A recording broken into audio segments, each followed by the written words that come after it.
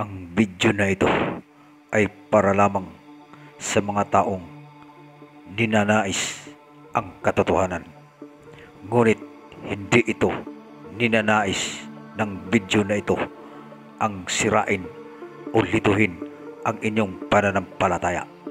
Ito ay base lamang sa aming natuklasan dito sa kasulatan ng Biblia at maaring mababanggit ang mga patotoo, pangalan at lugar. Hindi ito namin sinasadya. Magpapatuloy tayo mga kamistere. Nandito na tayo sa Genesis chapter 14. Sa pinamagatang iniligtas ni Abraham si Lot. Genesis chapter 14 verse 1. Nang panahong iyon, sinaharing Amatel ng Sinar, Aryok ng Elasar, Kedorlaomer ng Elam, at Tidal ng Goyim. Chapter 2 ay nakipagdigma kina Haring Bera ng Sodoma, Bersya ng Gomora, Shinab ng Adma, Shemeber ng Sibwim, at Suar ng Bila. Chapter 3. Tinipon ng 5 haring ito ang kanilang mga hukbo sa kapatagan ng Sidim na tinatawag ding dagat na patay. Chapter 4. Ang mga ito ay 12 taon nang nasakop ni Kedorlaomer. Ngunit ng 13 taon, nagkaisa-isa silang umaklas laban sa kanya. Chapter 5. 1 taon, buhat nang sila'y umaklas, dumating si Kedorlaomer kasama ang mga haring kakampi niya upang sila'y muling sakupin. Nalupig na niya ang mga bansang kanyang dinadaanan, ang mga Rafaita sa Asarot, Karnaim, ang mga Susita, Saham, at ang mga Imita sa Sabik Kiryatim. Chapter 6. Tinalo na rin niya ang mga Hereo sa kabundukan ng Sir hanggang sa El Pamar, sa gilid ng disyerto. Chapter 7. Buhat doon, bumaling silang patungo sa Kadis o Inmispat, sa sinakop ang lupain ng mga Amalekita at ng mga Amoreo sa Hasason Tamar.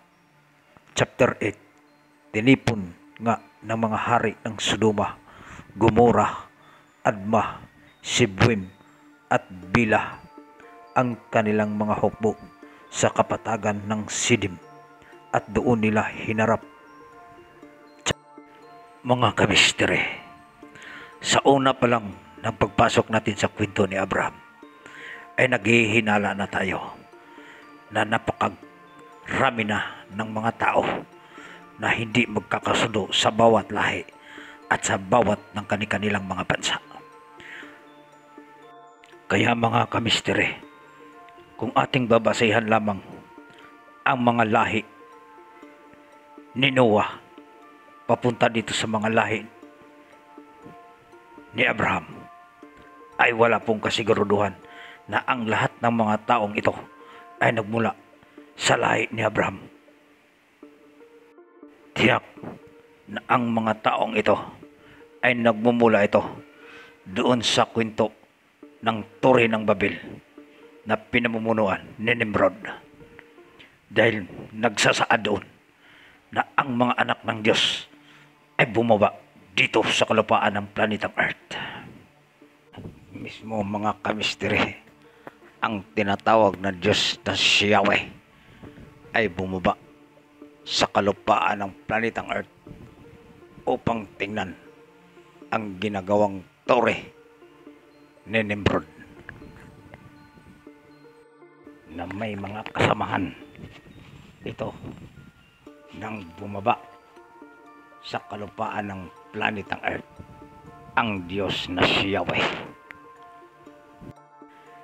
At mga kamistere, sinasabi din doon sa The Book of Enoch na ang mga nilalang na ito ay bumaba sa kalupaan ng planetang Earth at nagtuturo sa mga tao ng mga kababalaghan, paggawa ng sandata at patalim at mga panangga, pag-aalaga ng mga hayop, pagtatanim, panggagamot sa mga may sakit, at higit sa lahat, ang pakikipagtungo sa kapwa nila tao.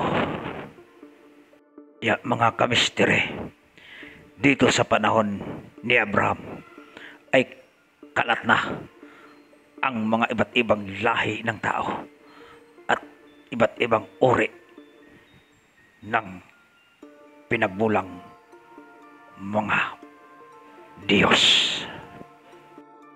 Sa kwento ng Genesis chapter 1 na pinaniniwalaan na ang unang ibinababa sa planetang Earth ay ang mga tinatawag na EJJ.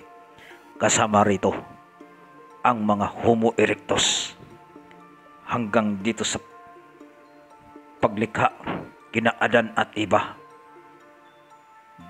patungo dito sa panahon ni Noah hanggang dito kay Nimrod, umaabot dito kay Abraham, ay nagpang-abot na ang lahat ng mga tao dito sa sinasabing lupang pangako na sagana sa lahat. Marahil dito mga kamestre na dito sa panahon ni Abraham ay kalat na ang patayan ng bawat lahi at uri ng tao. Dahil nga, hindi naman ito inilagay sa Biblia. Dahil ang sinubaybayan lamang ng Biblia ay isang tao lamang na nagbumula lang din sa lahi na kung saan sinusundan ng Panginoong Diyos na si Yahweh. Kumbaga mga kamistere, na meron tayong 10 mga daliri sa ating mga kamay.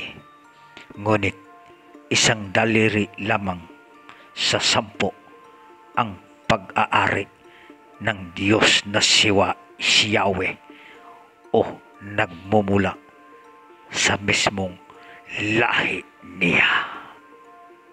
Dahil mapapaisip ka naman talaga kamistere, kung ang Diyos na si Yahweh ay isang espiritual na nilalang na siyang naglikha sa lahat ng bagay na nandito sa kalupaan ng planetang Earth, ay hindi hayaan na magpatayan ang mga iba't ibang lahi ng tao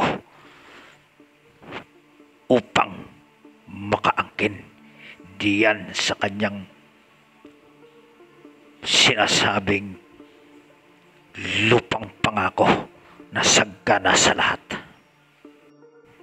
Bakit pa magbubuhis ng napakaraming buhay ang lahi ni Abraham para sundin ang utos ni Yahweh, Panginoong Diyos na si Yahweh, na agawin itong lupang pangakong sagana sa lahat na pinaghaharian ng mga kanininyo, Amorsiyo at iba pang mga lahit uri ng tao.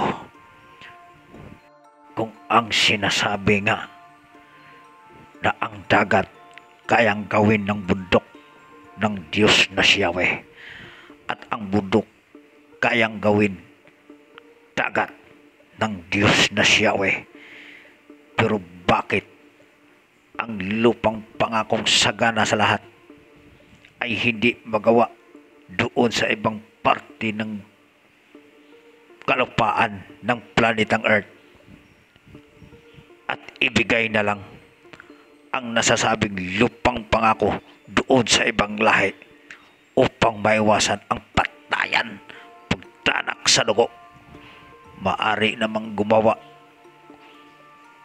ang isang Diyos ng Panginoong si Yahweh na isang espiritual na nilang na gumawa ng isang lupaing sagana sa lahat para sa mga Israelita at ang lupang pangakong sinasabi na paghahari ng mga kanininyo at amorsiyo ay hayaan na lang para sa kanila upang walang dugong bumaha sa kalupaan ng planetang Earth at walang mga bangkay ng tao na magpabaho sa buong lupain ng planetang Earth.